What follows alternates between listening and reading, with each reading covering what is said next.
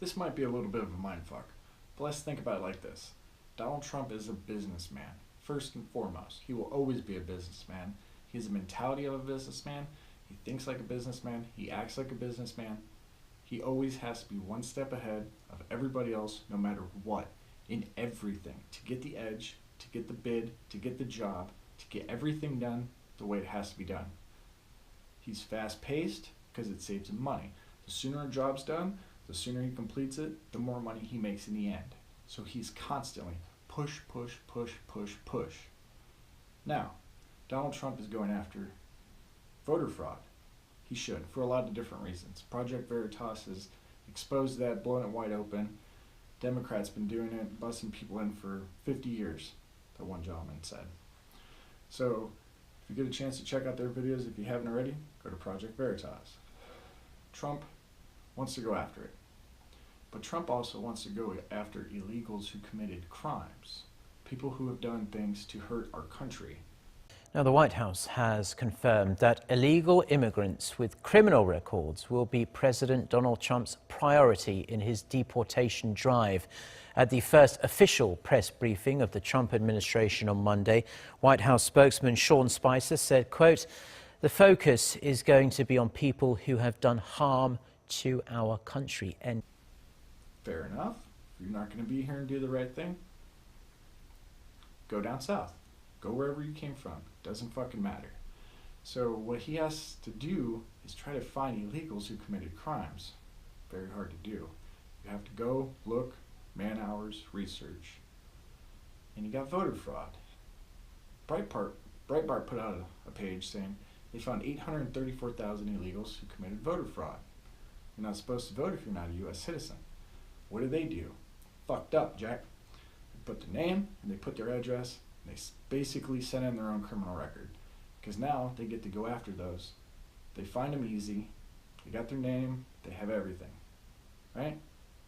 Democrats told them to do it. President Obama said do it. Democrat.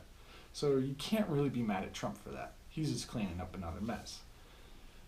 What's the punishment for voter fraud? Well, 5 years in jail, maximum fine of $10,000. Well, we can't really put those people in our prisons because they're supposed to go back anyways. They're not U.S. citizens. So, now you got the $10,000 fine. Well, what should you do with that $10,000 fine? I say, take the 834,000 people, slap Mexico with the bill for $10,000 apiece. That's $8.3 billion. That's a nice pocket full of change. We have a trade deficit with Mexico, where Mexico has ripped us off continuously since the early 90s. That's $60 billion. If Mexico is paying for the wall, which could be up to $25 billion, you slap them with another $8.3 billion, right? That's half.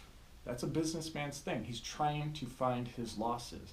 When you collect money, right, and you got something to work with, you got room to play around with. You got money, right? It's like going in a casino, right? You take $100 out of your pocket with a casino and you're like, I'll play the $100. If I lose, I'll walk away. If I win, I'm playing on their money.